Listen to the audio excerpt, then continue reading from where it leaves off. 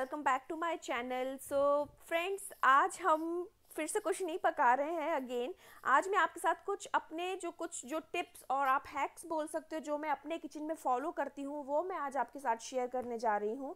I hope आपको पसंद आएगा और ये बहुत ज़रूरी है जानना, क्योंकि कभी कभार ये सब चीज़ें हमें बहुत बड़ी लगने लगती हैं। तो स्टार्ट करते हैं। सबसे पहले हम करते हैं प्याज से स्टार्ट, अनियन, जो कि चॉपिंग के टाइम में सबसे बड़ा टास्क लगता है क्योंकि आंसू जो निकलते हैं इससे।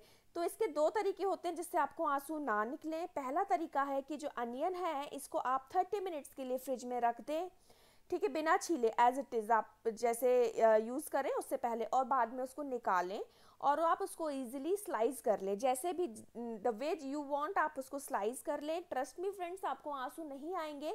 इवन दो जो प्याज है वो थोड़ी सी सॉफ्ट हो जाएगी क्योंकि जिसके जो एसिड होता है वो मर जाता है, तो आपको आंसू बिल्कुल भी नहीं आएंगे। अगर आपको ये तरीका नहीं समझ में आता है तो एक और तरीका है।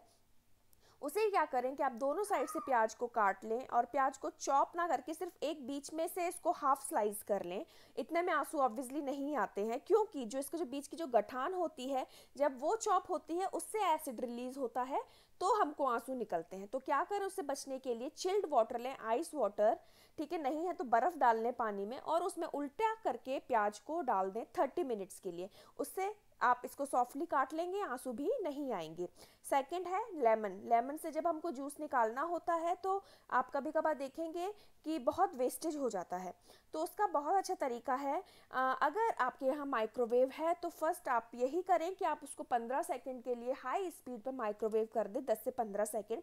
उससे जो लेमन है वो सॉफ्ट हो जाएगा और ईजिली आप निकाल लेंगे। अगर आपके पास माइक्रोवेव नहीं है, बहुत घरों में अभी भी अवेलेबल नहीं होता है, तो आप इसको बहुत अच्छी तरीके से रब करें, हथेली, जो आपका जो बीच की जो हथेली होती है उससे, तो आप देखेंगे लेमन बहुत सॉफ्ट हो गया है, इजीली ये कट जाएगा और जो इसके बीज हैं वो भी निकल जाएंगे और जो बीच की जो गठान है जो लेमन को बांध करके रखती है वो लूज हो जाएगी।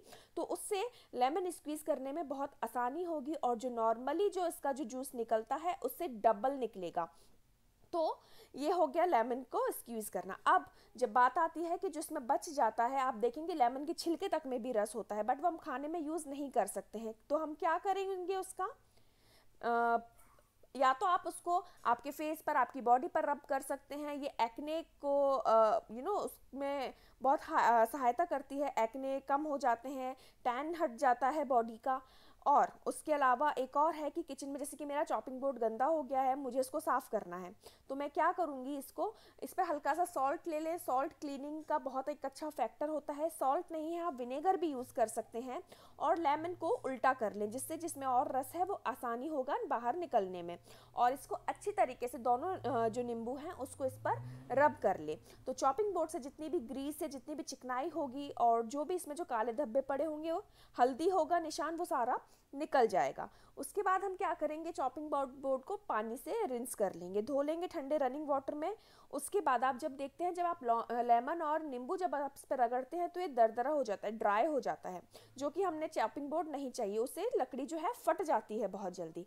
तो क्या करें, मैं यहाँ 1 टीस्पून ऑलिव ऑयल है वो इस पर डाल रही हूँ और टिश्यू पेपर या फिर किचन टॉवल जो होता है आप वो ले करके इसको अच्छी तरीके से रब करें।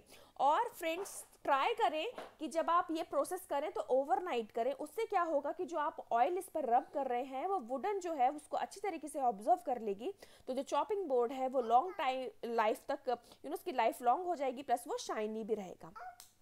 अब एक हमारे किचन का एक बहुत अच्छा हथियार होता है छुरी, जो कि मोथरी हो जाती है, शार्पनेस जो होती है कम हो जाती है। हर बार आप बाहर नहीं जा सकते हैं उसको कराने के लिए, बहुत जगह ऐसी हैं जहाँ पर ये अवेलेबल भी नहीं होता। तो क्या करें, कप लें, कप में ट्राई करें कि जिसका जो बैक साइड जो है उसकी वो दरदरी हो, ठीक है, चिकना वाला नहीं, दरदरी साइड पर जो छुरी है उसको अच्छी तरीके से 1-2 बारी उसको घिसें अच्छी तरीके से, तो उससे क्या होगा, छुरी जो है आपकी थोड़ी सी शार्प हो जाएगी, ठीक है। उसके अलावा आप ब्लेंडर, इंडियन किचन में मशीन का, मिक्सी का बहुत ज़्यादा यूज़ होता है। मेरा ये जो छोटा जार है मैं बहुत यूज़ करती हूँ और ये बहुत जल्दी मोथरा होता है क्योंकि इसमें आप हर तरीके की चीज़ें पीसते हैं।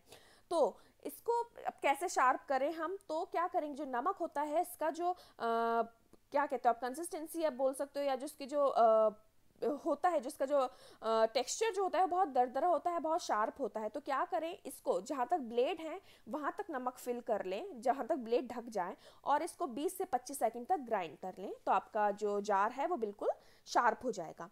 अब एक और चीज़ मैं शेयर करने चाह रही हूँ, जैसे कि गर्मियाँ हैं, तो गर्मियों में आप देखेंगे रायता हर कोई खाता है, तो रायता खट्टा बहुत जल्दी हो जाता है जब हम उसको बना करके रख देते हैं। तो क्या करें आप कि रायते में सारे मसाले मिला दें, बट फ्रेंड्स ध्यान दें, जो वाइट सॉल्ट होता है वो इसको फर्मेंट बहुत जल्दी करता है, इसको खराब कर देता है, खट्टा कर देता है। तो वाइट सॉल्ट है वो कभी ना मिलाएं। जब अगर आप पहले ही इसको बना करके रख रहे हैं और आपको दिन में खाना है, तो क्या करें, फ्रिज में रखें बिना नमक के। जब आप नमक जब रायता खाएं तब नमक डालें। फिर बात आती है, जो दाल होती है, शक्कर होती है, खासकर गर्मियों में इन सब चीज़ों में चींटी कीड़े बहुत ज़्यादा पड़ने का होता है। तो पहली बात ध्यान रखें कि जो शक्कर रख रहे हैं, ट्राई करें कि जो रोज़ में यूज़ करना है वो कांच के बर्तन में रखें, उसमें चींटी ज़्यादा जल्दी अट्रैक्ट नहीं करती है। प्लस जहाँ भी आप ज़्यादा चीनी स्टोर कर रहे हैं या थोड़ी भी कर रहे हैं, उसमें लौंग डाल दें, लौंग की खुशबू से चींटी नहीं आएगी। मिक्स कर दें, और जब आप चाय बनाएंगे तो वो भी आपकी टेस्टी बनेगी, क्योंकि जो लौंग का फ्लेवर है वो चाय के जो टेस्ट है उसको इन्हांस करेगा। और ट्राई करें कि जो आप बर्तन यूज़ करें वो चीनी मिट्टी का और इस तरीके का यूज़ करें। स्टील में मॉइस्चर के चलते चींटी जल्दी अट्रैक्ट करती है। ठीक है, इसके बाद हमारे घर में होती हैं दाल है, अनाज है। जैसे कि मेरे यहाँ पर्सनली मैं बहुत ज़्यादा स्टोर नहीं करती हूँ, बट येस 6 मंथ्स के लिए मैं भी स्टोर करती हूँ दाल वगैरह, because whenever I go to Indian market, मैं बार बार नहीं जाती हूँ वहाँ पर, एक बार जा करके ले आती हूँ। तो ऑब्वियसली जब आप ज़्यादा लाएंगे, और जो गर्मी है, बारिश में भी बहुत ज़्यादा कीड़े और चींटियों का प्रॉब्लम रहता है। तो आप इसमें 2 से 3 चीज़ें हैं जो कर सकते हैं प्रिवेंट के लिए। एक तेज पत्ता है, मैं मोस्ट ऑफ द टाइम तेज पत्ता यूज़ करती हूँ। उसके अलावा आप रेड चिली यूज़ कर सकते हैं, मैं ये रेड चिली यूज़ नहीं करती हूँ इसीलिए मैंने यहाँ नहीं डाली हुई है। या तो आप लौंग भी डाल सकते हैं, और अगर आपके पास माचिस की तीली है, मैच बॉक्स, तो आप वो भी डाल सकते हैं, बट वो इग्नोर करें क्योंकि उसमें केमिकल होता है, तो उससे आपकी दाल ज़्यादा टाइम तक रहेगी फ्रेश। उसके बाद आप देखेंगे जब आप आटा गर्मियों में गूंथते हैं बहुत जल्दी पपड़ जाता है, ठीक है, और अजीब सा हो जाता है, बाहर नहीं रख सकते, ख़राब हो जाता है। आप फ्रिज में रखते हैं तो आप देखेंगे कि वो टाइट हो जाता है, रोटियां काली हो जाती हैं। तो उसको कैसे करें, तो अगर आपने आटा आपका ज़्यादा बच गया है तो आप थोड़ा सा घी या तेल जो भी आप यूज़ करते हैं वो लें हथेली पर, और जो आटा है उसको उसमें मल लें। तो आटे में क्या होगा, ये ग्रीस हो जाएगा, ठीक है, तो ये पपड़ेगा नहीं पहली बात। और डायरेक्ट सीधे बर्तन में रखने की बजाय अगर आपके पास क्लिंग रैप है तो उसमें रैप करें, नहीं है तो सिल्वर फॉइल में रैप करें। उससे क्या होगा कि जब एयर इन आउट नहीं होगा तो जो आटे की जो सॉफ्टनेस अभी है एज इट इज़ वो रहेगी सुबह भी, तो आपको रोटी बनाने में प्रॉब्लम नहीं होगी और ना ही काली होंगी रोटियाँ। उसके बाद आते हैं हम फ्रिज में, जैसे हमने आटा स्टोर किया, फ्रूट्स कई बार होता है फ्रूट्स हम आधा यूज़ करते हैं आधा नहीं करते हैं। मैं जैसे कि जब अपने बच्चे के लिए जब पैनकेक वगैरह बनाती हूँ कुछ टाइप्स, तो ऑब्वियसली उसके लिए आधा केला बहुत होता है, तो आधा केला कैसे रखें, काला हो जाता है। तो इसके लिए क्या करें कि इसको भी सेम प्रोसेस क्लिंग पेपर में ले करके रैप करके आप इसको फ्रिज में रख दें, बाहर ना छोड़ें, फ्रिज में रख दें। बहुत लोग मानते हैं कि केला फ्रिज में नहीं रखना चाहिए, ख़राब हो जाता है, ऐसा कुछ भी नहीं होता है, बट बिकॉज इसलिए नहीं रखते हैं क्योंकि जो केला जो अपनी जो गैस रिलीज करता है उससे चीज़ें बहुत जल्दी पकना स्टार्ट हो जाती हैं। तो अगर आप इसको पका करके क्लिंग पेपर में रैप करके इसको रखेंगे तो ना ही केला ख़राब होगा ना ही बाकी की चीज़ें ख़राब होंगी। उसके अलावा कुछ फ्रूट्स होते हैं जब हम बहुत ज़्यादा ले आते हैं, आज मेरे पास जैसे कि ग्रेप्स अवेलेबल है जो आउटडेटेड होने ही वाले हैं, तो उनको फेंकने की बजाय, क्योंकि बहुत ज़्यादा है नहीं खा सकते आप एक बार में, तो आप उनके एक काम करें, पहले तो जो इसकी जो डंडी होती है उसको हटा लें बिल्कुल। आप इसको या तो आप फ्रीज कर लेंगे तो आप इसको स्नैक्स के तरीके से कभी भी आप लेके खा सकते हैं, किसी भी आपके शेक्स में या फिर किसी भी ड्रिंक में आप यूज़ कर सकते हैं। या फिर अगर आपके यहाँ धूप है तो आप इसको सन ड्राइड कर लें तो ये किशमिश बन जाएगा। तो इससे क्या होगा, आपका जो फ्रूट है वो ख़राब नहीं होगा। तो ये हो गया, तो ये था आज के लिए। अगर आपको अच्छा लगा तो please do let me know, hit on the like button and share it with your family friends, and if you want to make me more videos do let me know, and please subscribe to my channel friends, and I will see you in my next video. Till then, bye bye, take care.